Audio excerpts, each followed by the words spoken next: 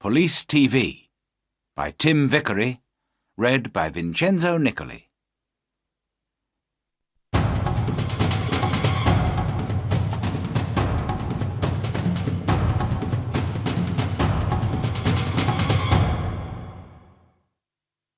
Chapter 1.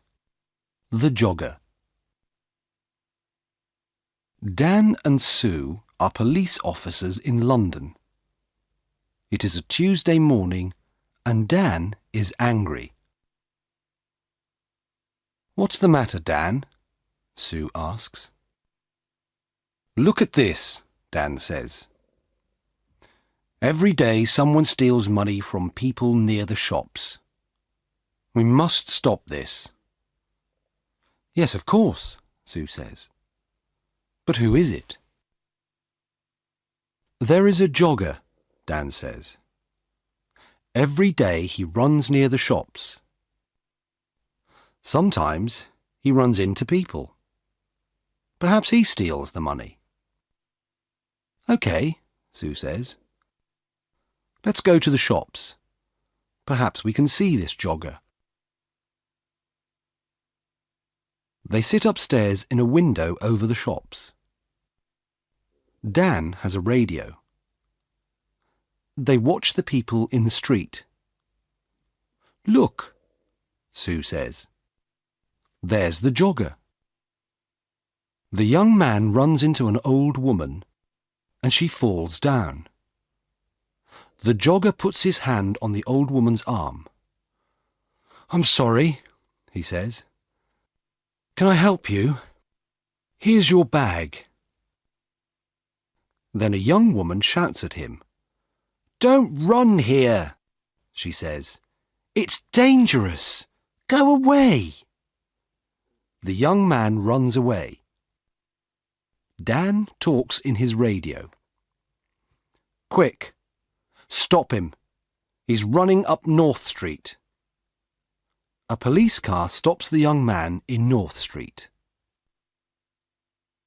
"Are you okay now?" Sue asks the old woman. "Yes, thank you."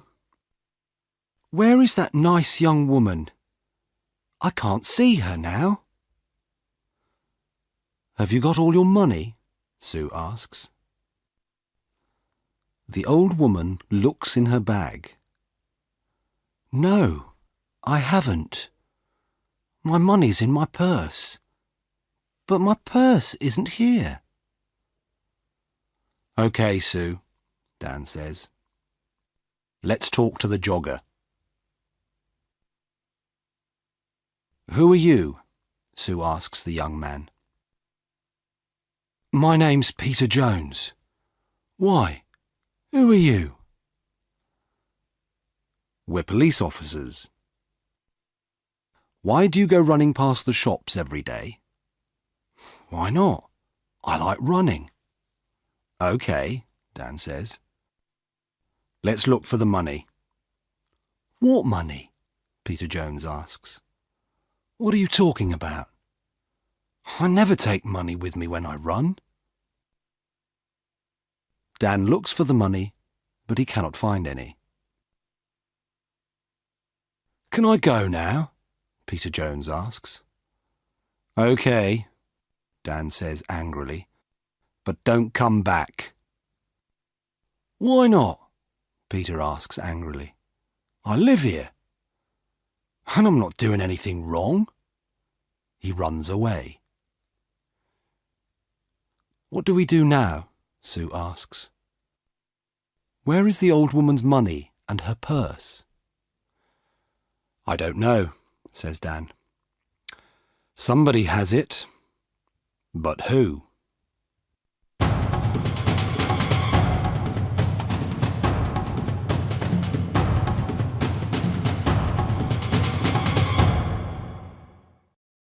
Chapter 2. TV. Dan and Sue go back to the shops. "I don't understand," Dan says.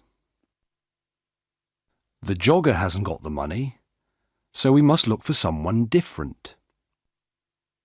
"Look," Sue says. There's a TV camera over that shop door. Perhaps that can help us.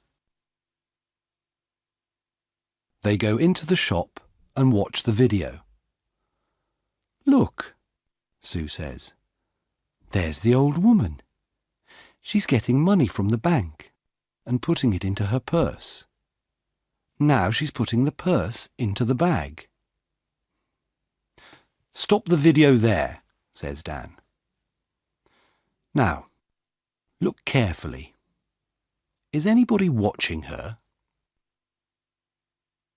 There are a lot of people in the street, Sue says. I'm not sure. Is it that man with the long hair? Perhaps, says Dan. Let's go on. What happens next? They watch the video. The jogger runs into the old lady. He stops and helps her. She shouts at him and he runs away. Then a lot of people come and help the old lady. Look, Sue says. The long-haired man has her arm. Yes, but that woman has her bag, Dan says. What's she doing with it? Oh, I can't see. There's a man in front of her. Listen, I have an idea, Dan says. You go to the bank tomorrow and take some money out. Why is that a good idea? Sue asks. Because we can watch you, Dan answers. Get a lot of money from the bank and let everybody in the street see it. Take a radio too, so you can talk to me. OK, Sue says. We can do that tomorrow morning then.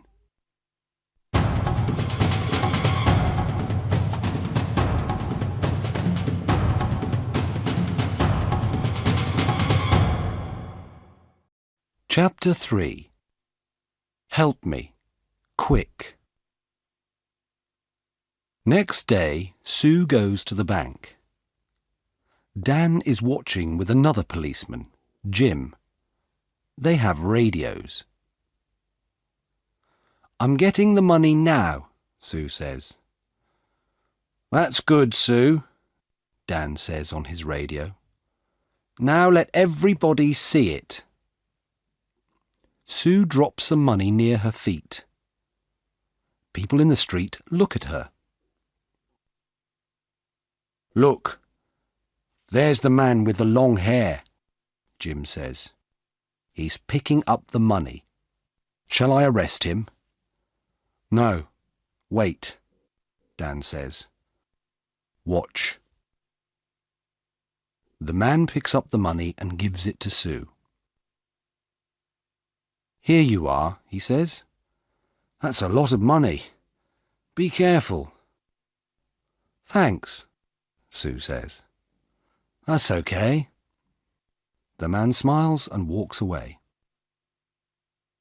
Have you got all the money, Sue? Dan asks by radio. Yes, it's all here, Sue says. What can I do now? Buy some things in the shops and then walk slowly down the street, Dan says. We're watching you. Sue buys some apples, milk, and bread. Then she walks slowly down the street. Dan and Jim watch her go. Is anybody following me? Sue asks. No, Dan says. There's a woman with a baby, that's all. Don't follow me, Sue says into the radio. Nobody must see you. I'm turning right into Smith Street. Now I'm turning left into Peg Lane. The woman with the baby is following me. I'm turning right into Dale Avenue. Are there lots of people about? Dan asks. No, It's very quiet. Nothing is happening. Dan and Jim wait. Then Sue shouts, "Be careful! Oh, help me! Quick! Help!" The jogger, Peter Jones, runs into Sue and she falls over. There are apples, milk and bread everywhere. "I'm sorry," says the man. "Let me help you." The woman takes Sue's arm. "Are you okay?" she asks. "Go away," she shouts at the man. But he sees the radio in Sue's pocket. "What's this?" he asks. "A police radio? Give me the money, quick!" He takes the money and runs. The woman wants to run after him, but Sue holds her. "Stop," she says. "I'm a police officer. You must stay here." "But why?" the woman asks. "I want to help you. That man has your money. I haven't got it." "Is he your friend?" Sue asks. "Where does he live?" "I don't know," the woman says. "I don't know him." "Who are you?" Sue asks. "Where do you live?" Linda Wilkes. I live at 14 Old Street."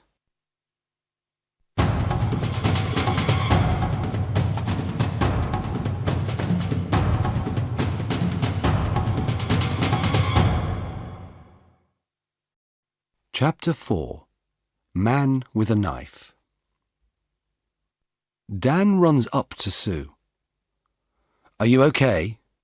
he asks. "Yes, I'm okay," she says. "Go on, Dan. Run." Sue calls a police car on her radio. Dan runs after Peter Jones. "Jim, he's turning left into Dock Lane," he shouts. "Can you see him?" "I can see him, but he's running very fast," Jim says. The jogger sees Jim and gets into a boat. Jim runs to the river and gets into the boat too. "Stop," Jim says. "I'm a police officer." "Oh, no!" The jogger, Peter Jones, hits Jim and he falls into the water. The boat goes across the river. Dan helps Jim out of the water. "He's going into a cafe," Dan says. "Come on, let's run to that bridge." They go across the bridge and run to the cafe. Jim goes behind the cafe and Dan goes in. "Is he in there?" Jim asks on his radio. "Yes," Dan answers. "Jim, he's coming out." "Stop," says Jim. "I'm a police officer." But Peter has a knife in his hand. Jim holds out his hand. "Give me the knife, Peter." "Stay back," Peter says. "I can kill you with this." Jim can see Dan in the door behind Peter. Dan walks out of the door very slowly and quietly. "Come on, Peter," says Jim. "Give me the knife." Dan takes Peter's arms from behind, and Jim takes the knife from his hand. Dan finds the money in Peter's trousers.